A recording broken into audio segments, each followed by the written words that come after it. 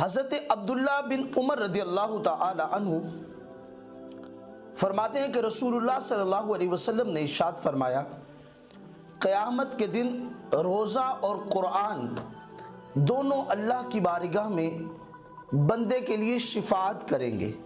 روزہ کہے گا، مولا اس بندے نے اپنی خواہش کے باوجود مجھے رکھا اور اہتمام کے ساتھ رکھا، حالانکہ ہر چیز اس کے سامنے موجود تھی، لیکن مولا اسے ہر چیز نظر آنے کے باوجود اس نے کسی چیز کی طرف نہ دیکھا۔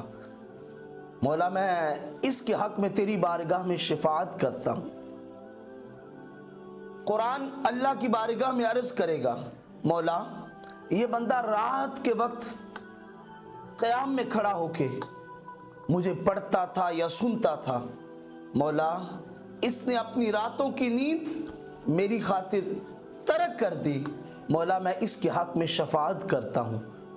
کریم آقا علیہ الصلوۃ والتسلیم ارشاد فرماتے ہیں، اللہ قرآن اور روزے کی شفاعت اس بندے کے حق میں قبول فرمائے گا۔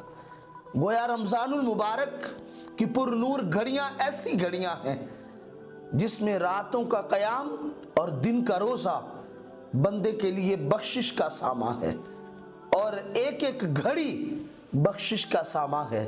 لہٰذا رمضان المبارک کی پر نور گھڑیوں کے اندر تراویح کا اہتمام کیا جائے، دن کو روزہ رکھا جائے، تلاوت قرآن کی جائے۔